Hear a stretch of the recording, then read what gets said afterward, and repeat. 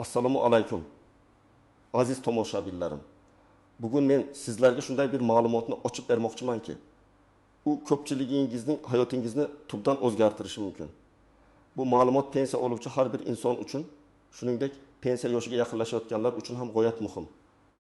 Agar siz pensiya olayotgan bo'lsangiz yoki ota-onangiz, bobo-buvlaringiz pensiya oladigan bo'lsa, diqqat bilan eshiting. Gap shundaki, ba'zi pensiya to'lovlariga qo'shimcha mablag'lar mavjud bo'lib, afsuski bu haqda ko'pchilik bilmaydi yoki bilgan taqdirda ham ularni qanday olishni tushunmaydi. Bu xuddi cho'ntagimizda turgan, ammo bizga berilishi kerak bo'lgan pulni bizdan yashirishayotgandek holat. Shuning uchun bu videoni boshlashdan oldin sizdan iltimos qilaman. Hoziroq kanalimizga obuna bo'ling va ushbu videoga like bosing. Bu ma'lumotni iloji boricha ko'proq odamga yetkazishimizga yordam beradi. Unutmang, bu sizning haqqingiz bo'lgan pul haqida gap ketmoqda. Asosiy muammo avval qanday edi, endi nimalar o'zgarganligini bilish keling. Avvalo bu muammoning ildiziga sho'ng'iymiz. Tarixga bir nazar tashlaydigan bo'lsak, sobiq tizimda pensiya hisoblash va to'lash jarayonlari biroz boshqacharoq edi. Ko'pincha pensiyalar juda qattiq qoidalarga asoslangan bo'lib, har qanday qo'shimcha to'lovlar uchun maxsus hujjatlar va yillar davomida to'plangan ma'lumotlar talab qilinardi. Ba'zi imtiyozlar avtomatik ravishda hisoblanar edi. Ammo ko'p hollarda odamlar o'zlarining huquqlarini bilishlari va ularni talab qilishlari lozim edi. Ammo axborot olish imkoniyatlari cheklangan bo'lganligi sababli ko'pchilik o'zlariga tegishli bo'lgan qo'shimcha to'lovlar haqida bilmasdan qolib ketardi. Pensiya tizimi doimiy ravishda o'zgarib turadigan murakkab mexanizm bo'lgan va shunday bo'lib qolmoqda. Qonunlarga kiritilgan o'zgartirishlar, yangi qoidalar va tartiblar doimiy ravishda qabul qilinadi. Bugungi kunda esa vaziyat biroz o'zgardi, lekin muammo butunlay bartaraf etilgani yo'q. Bir tomondan davlat xizmatlari markazlari orqali ko'plab ma'lumotlarga ega bo'lish osonlashdi. Raqamlashtirish jarayonlari joriy etilmoqda. Ammo boshqa tomondan pensiya tizimining murakkabligi va byurokratik to'siqlar hali ham saqlanib qolmoqda. Ko'pchilik pensiya oluvchilar, ayniqsa keksa yoshdagi fuqarolar ushbu o'zgarishlarni kuzatishga qiynaladilar. Ularning barchasi yangi qonun hujjatlarini o'qishga, qaysi imtiyozlar ularga tegishli ekanligini aniqlashga va buning uchun qanday hujjatlar to'plash kerakligini bilishga vaqt topa olmaydilar yoki bunga imkoniyatlari bo'lmaydi. Natijada ular o'zlariga tegishli bo'lgan, ammo to'lanmayotgan qo'shimcha pensiya to'lovlaridan bexabar qolishmoqda.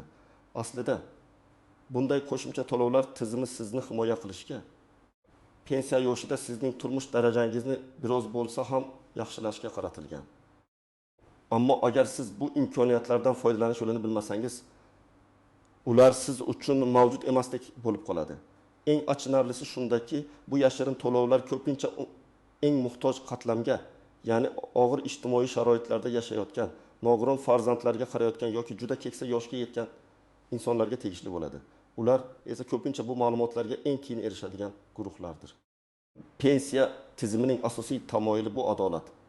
Ya'ni insonning hayoti davomida qilgan mehnati, ijtimoiy ahvoli va boshqa omillarga qarab munosib nafaqa olishi kerak.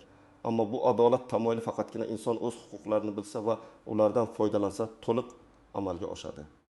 Aks holda tizimdagi murakkabliklar va ma'lumot yetishmasligi adolatga to'siq bo'lib xizmat qilishi mumkin. Bu yashirin to'lib hayotingizda kichik ammo muhim farq yaratishi mumkin bo'lgan mablag'lardir. Masalan, dori-darmon sotib olishga, kommunal to'lovlarni qoplashga yoki ovqatlanishni yaxshilashga yordam beradigan mablag'lar. Shuning uchun bu videoni diqqat bilan oxirigacha ko'rishingizni yana bir bor tavsiya qilaman. Birinchi asosiy qisim, nimani bilish kerak, kim xavotir olishi va kim olishi kerak emas qadrdonlarim. Hozir men sizga aynan qanday qo'shimcha to'lovlar haqida gap ketayotganini batafsil tushuntiraman. Bu qo'shimcha to'lovlar ko'pincha avtomatik ravishda tayinlanmaydi va ularni olish uchun pensionerning o'zi pensiya jamg'armasiga yoki davlat xizmatlari markaziga murojaat qilishi talab etiladi. Bu yerda biz hozircha faqatgina eng keng tarqalgan va ko'pincha e'tibordan chetda qoladigan holatlar haqida gaplashamiz.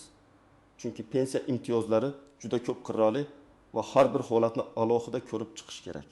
Ammo biz bugun sizni eng ko'p uchraydigan va samarali bo'ladigan yo'nalishlar bilan tanishtiramiz.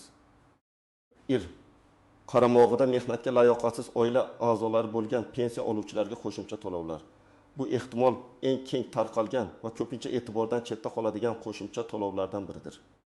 Agar sizning qaramog'ingizda mehnatga layoqatsiz oila a'zolari bo'lsa, masalan, 18 yoshga to'lmagan farzandlaringiz, nabiralaringiz, aka-ukalaringiz yoki opa-singillaringiz, ularning ota-onasi bo'lmasa, kunduzgi ta'lim shaklida ta'lim oluvchi 23 yoshgacha bo'lgan farzandlaringiz, nabiralaringiz, ularning ota-onasi bo'lmasa, nogironligi bor, sizning to'liq qaramog'ingizda bo'lgan turmush o'rtog'ingiz, ota-onangiz yoki boshqa yaqin qarindoshlaringiz bo'lsa, siz pensiyaga qo'shimcha to'lov olish huquqiga egasiz. Keling, real hayotdan misollar keltiraman. Misol bik, Mohira opaning ahvoli.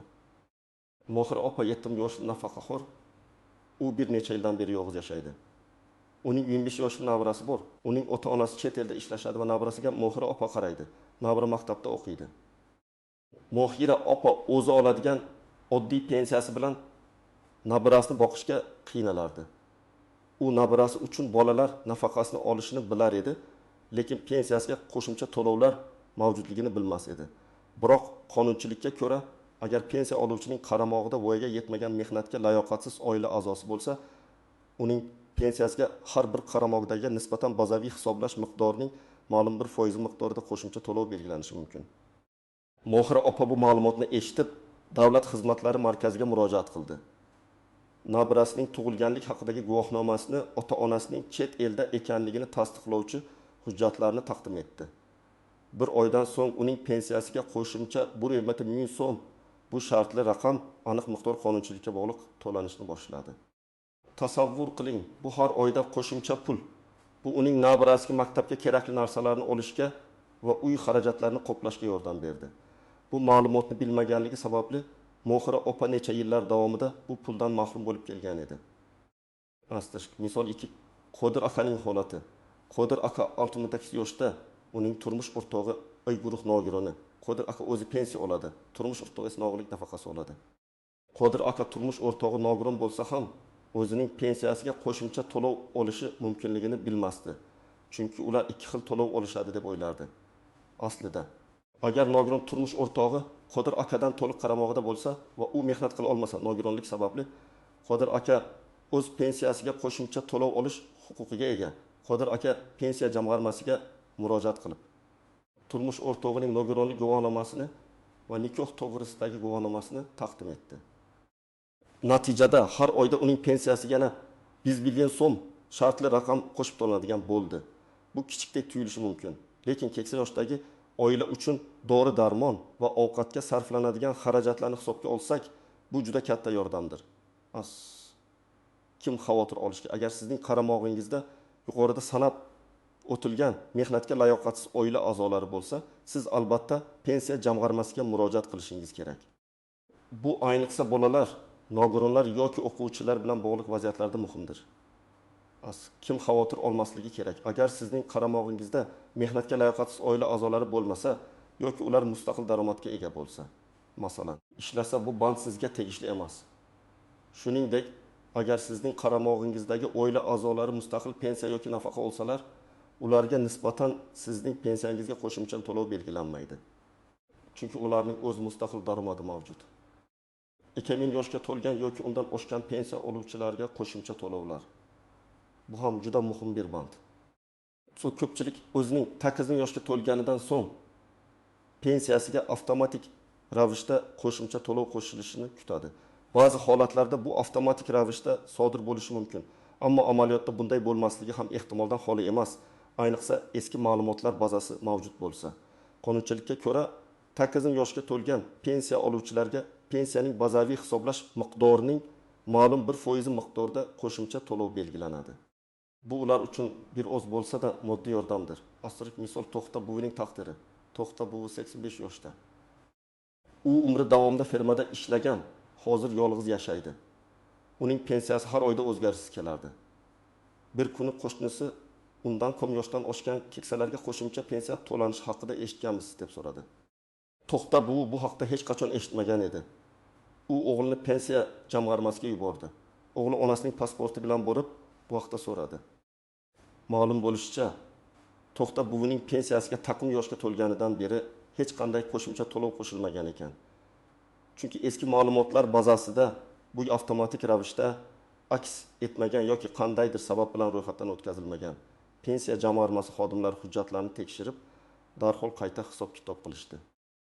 Natijada To'xta buvining pensiyasiga har oyda qo'shimcha 200 ming so'm shartli raqam qo'shildi. Eng muhimi, unga taxminan yoshga to'lganidan beri o'zlashtirilmay qolgan pullarning bir qismi ham qaytarildi. Tasavvur qiling, bu necha yillik pullar. Bu summa unga o'zi xohlagan gilamni sotib olishga va uyini obodonlashtirishga yordam berdi. Astosh, kim xavotir olish kerak? Agar siz yoki sizning yaqinlaringiz taqvimli yoshga to'lgan bo'lsa va pensiyaga qo'shimcha mablag' tushmasligiga shubha qilsangiz, zudlik bilan pensiya jamg'armasiga murojaat qiling. Astosh, kim xavotir olmasligi kerak?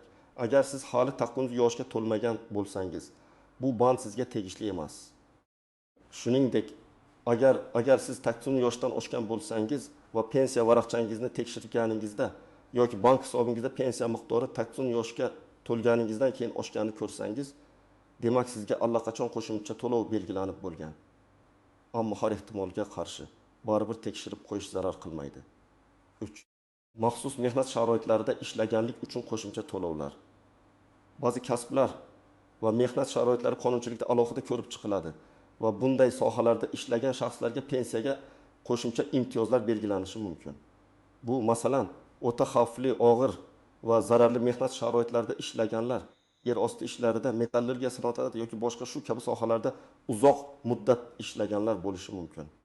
Bu imtiyozlar ko'pincha ish staji bilan bog'liq bo'ladi, lekin ba'zan qo'shimcha to'lovlar shaklida ham bo'lishi mumkin. Asosiy misolda temirchi Said akaga adolat. Said aka 65 yoshda umrining 35 yilini og'ir temirchilik ishlarida o'tkazgan. Uning sog'lig'i shu ishlar tufayli anchagina yomonlashgan. Pensiyaga chiqqanida unga umumiy staji va maoshi asosida pensiya tayinlangan. U og'ir mehnat sharoitida ishlaganligi uchun maxsus imtiyozlar bo'lishi mumkinligini bilmas edi. Pensiya tizimini o'rganayotgan bir yaqini unga bu haqda aytib berdi. Said aka mehnat daftarchasini va ish joyidan olgan maxsus ma'lumotnomalarni olib pensiya jamg'armasiga bordi. Ma'lum bo'lishicha, haqiqatan ham uning ish stajiga ko'ra preferensial staj hisoblanishi kerak bo'lgan va bu uning pensiya miqdoriga sezilarli darajada ta'sir qilishi mumkin ekan. Ya'ni har bir yil og'ir mehnat 1,5 yil yoki 2 yil sifatida hisoblanishi mumkin. Qayta hisoblash natijasida Said akaning pensiyasi har oyda 300 ming so'mga shartli raqam oshirildi. Bu nafaqat uning moliyaviy ahvolini yaxshiladi, balki uning sog'lig'iga bo'lgan e'tibor sifatida ham qabul qilindi. Astir kim xavotir olishi kerak? Agar sizning ish tajingizda og'ir, xavfli yoki zararli mehnat sharoitlarida ishlagan davrlar bo'lsa, sizning pensiyangizni qayta hisoblash bo'yicha murojaat qilishingiz shart. Bu ayniqsa konchilar, kimyogarlar, metallurglar va boshqa shu kabi sohalarda ishlaganlar uchun muhimdir. Kim xavotir olmasligi kerak? Agar sizning ish tajingizda bunday maxsus mehnat sharoitlari bo'lmasa yoki sizning pensiyangizga avvaldan bu imtiyozlar kiritilgan bo'lsa, xavotir olmasangiz ham bo'ladi. Biroq agar siz shubhalansangiz, tekshirishdan hech qanday ziyon yo'q. Bu yashirin to'lovlar ko'pincha shaxsiy holatlar yoki hayotiy vaziyatlar o'zgarishi bilan bog'liq bo'ladi. Shuning uchun sizning holatingiz o'zgarganda, masalan, farzandingiz tug'ilganda, yaqiningiz nogiron bo'lib qolganda, o'zingiz 8 yoshga to'lganda pensiya jamg'armasiga murojaat qilishni unutmang. Bu har doim sizning foydangizga ishlaydi. Ikkinchi asosiy qism qoidalarga istisnolar, tuzoqlar va aniq bo'lmagan nuanslar aziz do'stlar. Yuqorida aytib o'tganimizdek, pensiya tizimi murakkab bir mexanizm. Shuning uchun har qanday qoida bo'lgani kabi, bu yerda ham o'ziga xos istisnolar, e'tibordan chetda qolishi mumkin bo'lgan tuzoqlar va noaniq holatlar mavjud. Ularni bilish sizni ortiqcha sarsongarchilikdan qutqaradi va o'zingizga tegishli bo'lgan qo'shimcha to'lovlarni o'z vaqtida olishingizga yordam beradi. 1. Qaramog'idagi shaxslar bo'yicha istisnolar va noaniq holatlar. Ashtirish mehnat qobiliyatini tasdiqlovchi hujjat. Agar sizning qaramog'ingizdagi shaxs nogiron bo'lsa, uning mehnatga layoqatsizligi tibbiy mehnat ekspert komissiyasi MIK xulosasi bilan tasdiqlangan bo'lishi shart. Agar bu hujjat muddatini o'tkazib yuborgan bo'lsangiz yoki uni yangilamaganingizda qo'shimcha to'lov to'xtatib qo'yilishi mumkin. Shuning uchun nogironlik guvohnomasining amal qilish muddatini doimiy ravishda nazorat qilish juda muhimdir. Ba'zan odamlar bir marta rasmiylashtirdim, bas deb o'ylashadi, lekin bu noto'g'ri yondashuv. Asrish daromad manbai qaramog'ingizdagi shaxslarning daromad manbalari ham muhimdir. Agar ular ishlayotgan bo'lsa yoki mustaqil ravishda pensiya, nafaqa olayotgan bo'lsa, ular sizning qaramog'ingizdagi shaxs sifatida hisoblanmaydi. Ba'zida pensiya oluvchilar, masalan, o'zining yoshi katta farzandi nogiron bo'lsa-da, u ishlayotgan bo'lsa ham qo'shimcha to'lovga umid qilishadi. Bu noto'g'ri. Qaramog'ida bo'lish bu moddiy jihatdan to'liq yoki asosiy darajada pensiya oluvchining boquvida ekanligini anglatadi. Yashash joyi ba'zi holatlarda qaramog'ingizdagi shaxsning siz bilan sir manzilda yashashi talab qilinishi mumkin. Masalan, mahalla fuqarolar yig'inidan beriladigan ma'lumotnoma orqali bu tasdiqlanishi mumkin. Bu ayniqsa masofaviy qaramog'ida bo'lgan bolalar yoki nabiralar holatlarida muhimdir. Agar nabirangiz boshqa shaharda o'qisa, oplash uchun qo'shimcha tasdiqlovchi hujjatlar talab etilishi mumkin. Muddat o'tkazib yuborish. Agar siz qaramog'ingizdagi shaxs haqida ma'lumotni pensiya jamg'armasiga kechikib taqdim etsangiz, qo'shimcha to'lovlar odatda murojaat qilgan oydan boshlab hisoblanadi. Ya'ni o'tib ketgan davr uchun. Masalan, bir necha yil oldin qaramog'ingizga olingan bo'lsa-yu, siz hozir murojaat qilsangiz to'liq to'lanmasligi mumkin. Shuning uchun vaziyat o'zgargan zahoti murojaat qilish muhim. Bu ayniqsa Mohira opaning misolida yaqqol ko'rinadi. U bir necha yil o'z pulidan mahrum bo'ldi. 2,5 yoshga to'lganlik uchun to'lov bo'yicha nuansiz. Avtomatik hisoblash va ro'yxatga olish. Garchi ko'pchilik holatlarda bu to'lov avtomatik ravishda tayinlansa-da, agar sizning pasport ma'lumotlaringiz pensiya jamg'armasi bazasida to'liq yoki yangilangan bo'lmasa, kimgadir murojaat qilish zarurati tug'ilishi mumkin. Ba'zan pensiya jamg'armasi va FHDYO fuqarolik holati dalolatnomalarini yozish organlari o'rtasidagi ma'lumotlar almashinuvi kechikishi yoki xatoliklar yuzaga kelishi mumkin. Shu sababli to'xtabuyi kabi holatlar yuzaga keladi. Doimiy ro'yxatdan o'tgan manzilingiz ham muhim rol o'ynashi mumkin. Muddatidan oldin olish imkoniyati. Bu yerda hech qanday muddatdan oldin olish imkoniyati yo'q. Bu to'lov faqatgina siz 40 yoshga to'lgan kundan boshlab belgilanadi. Agar siz 7-9 yoshda bo'lsangiz va bu to'lov haqida so'rasangiz, sizga hozircha u tegishli emas deb javob beriladi. Maxsus mehnat sharoitlari va boshqa imtiyozlar bo'yicha murakkabliklar. Mehnat daftarchasidagi yozuvlar. Preferensiya stajini hisoblashda mehnat daftarchasidagi yozuvlarning aniqligi va to'g'riligi juda muhim. Agar yozuvlarda xatoliklar, tuzatishlar bo'lsa yoki ish joyining aniq nomi, lavozimlar to'g'ri ko'rsatilmagan bo'lsa, bu muammo tug'dirishi mumkin. Bunday holatlarda arxivlardan yoki eskish beruvchidan agar mavjud bo'lsa, qo'shimcha ma'lumotnomalar talab qilinishi mumkin. Tasniflagichlar va ro'yxatlar. O'ta xavfli, og'ir va zararli mehnat sharoitlari ro'yxati qonun hujjatlari bilan tasdiqlangan. Sizning ishingiz yoki kasbingiz ushbu ro'yxatga kiritilgan bo'lishi kerak. Agar kiritilmagan bo'lsa, siz ushbu imtiyozga ega bo'lmasligingiz mumkin. Ba'zan kasb nomi ro'yxatdagi o'xshash bo'ladi, lekin aynan bir xil bo'lmagani uchun pensiya jamg'armasi rad etishi mumkin. Bu yerda sizning ish joyingizdan aniq ma'lumotnoma yoki kasbingizning xavflilik darajasini tasdiqlovchi hujjat talab qilinadi. Qayta hisoblash va to'lanmagan summalarni qaytarish. Agar pensiya qayta hisoblangan bo'lsa va sizga tegishli bo'lgan qo'shimcha summalar ilgari to'lanmagan bo'lsa, bu pullar sizga odatda murojaat qilgan sanadan boshlab 3 yildan oshmaydigan muddat uchun to'lab berilishi mumkin. Bu muhim nuqta. Masalan, Said aka agar u 10 yil oldin pensiyaga chiqqan bo'lsa, lekin imtiyozli stajini faqatgina hozir tasdiqlasa, unga oxirgi 3 yil uchun to'lamagan summalarning qaytarilishi kafolatlanadi. Oldingi yillar uchun esa u sud orqali da'vo qilishga majbur bo'lishi mumkin. Shuning uchun ham tezkorlik bilan murojaat qilishning ahamiyati katta. Umumiy tuzoqlar va noaniqliklar. Axborot yetishmovchiligi. Eng katta muammo bu ma'lumotning oddiy fuqaroga yetib bormasligi. Pensiya jamg'armasi veb-saytida yoki davlat xizmatlari markazida barcha ma'lumotlar bor deb aytish mumkin, ammo hamma ham internetdan foydalana olmaydi yoki huquqiy atamalarni tushuna olmaydi. Shuning uchun og'zaki tushuntirish va maslahat olish juda muhim. Bürokratik to'siqlar.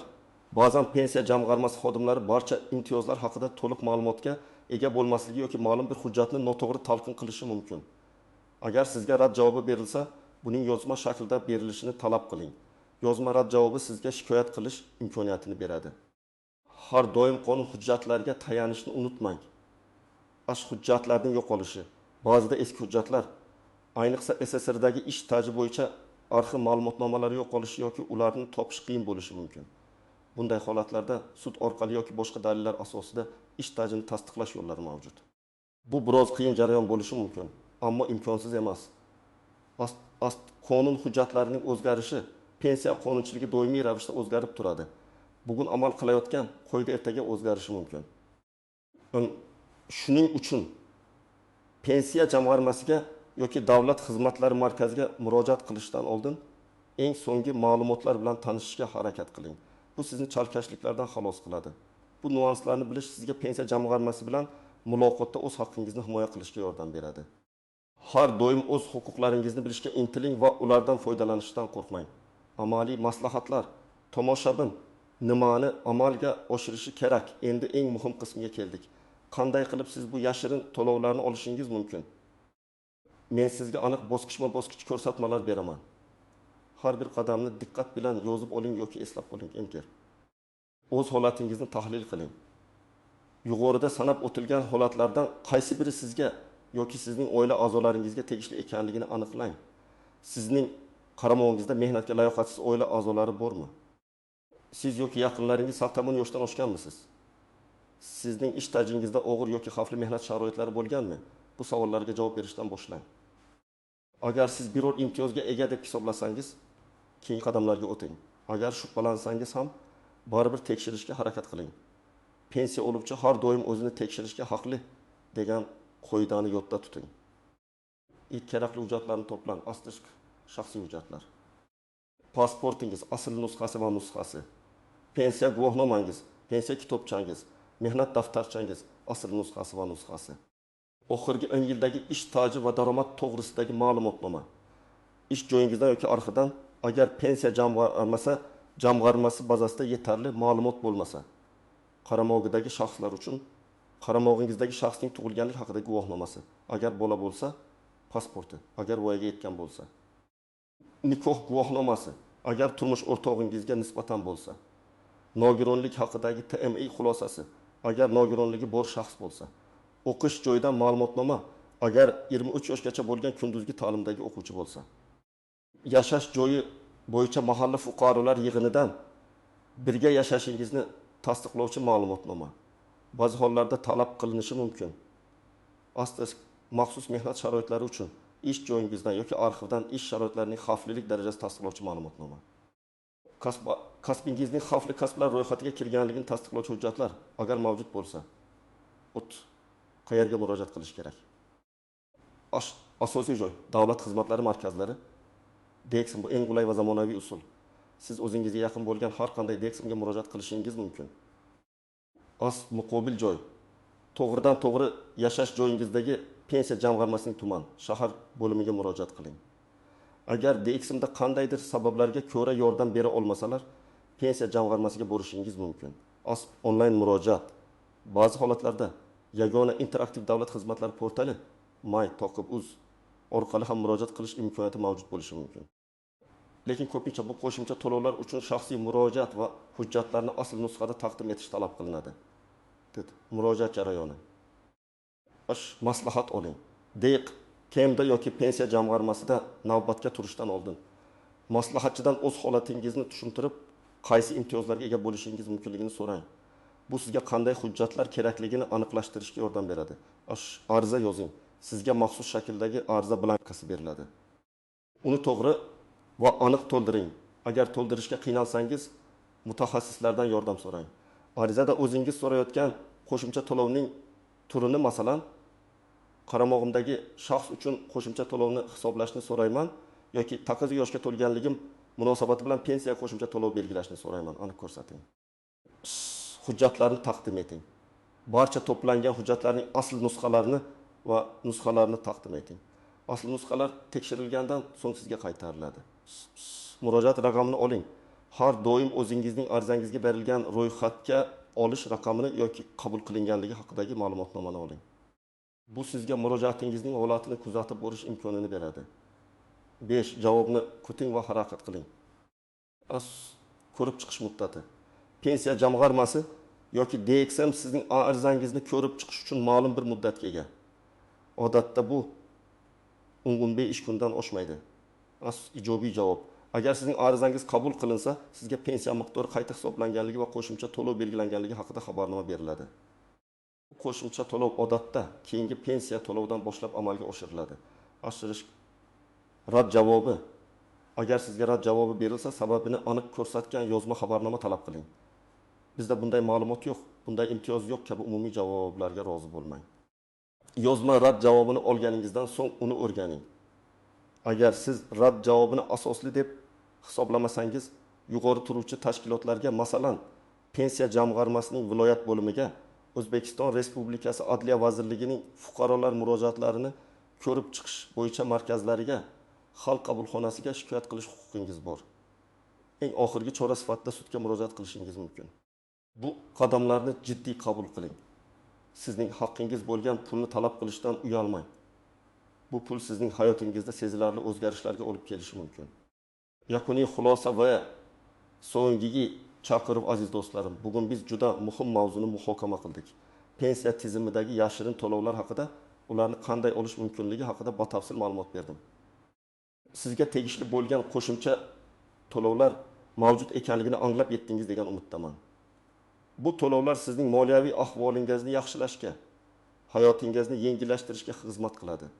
Unutmang, davlat sizga berishi lozim bo'lgan pullarni o'zingiz bilmasligingiz sababli olmasdan yurishingiz adolatdan emas. O'z huquqlaringizni bilish va ulardan foydalanish har bir fuqaroning burchidir. Siz o'zingizni hurmat qilganingiz sari, boshqalar ham sizning huquqlaringizni hurmat qiladi. Shunday ekan, hoziroq qarindoshlaringiz, qo'shnilaringiz va do'stlaringizga bu videoni ulashing. Balki bu video kimningdir hayotini o'zgartirib yuborar. Kim biladi? To'xta buvi yoki Mohira opa kabi yuzlab, minglab insonlar hozir ham o'zlariga tegishli bo'lgan pullardan bexabar yashayotgandir. Sizning fikrlaringiz biz uchun juda muhim. Ushbu video haqida o'z fikringizni izohlarda yozib qoldiring. Sizningcha yana qanday yashirin imtiyozlar mavjud? Siz o'zingiz shunga o'xshash vaziyatlarga duch kelganmisiz? Tajribangizni baham ko'ring. Agar video foydali bo'lgan bo'lsa, videoga like bosing va kanalimizga obuna bo'lishni unutmang. Kelgusida ham siz uchun foydali va muhim ma'lumotlar bilan bo'lishda davom etamiz. O'zingizni va yaqinlaringizni asrang. Keyingi videolarda ko'rishguncha xayr.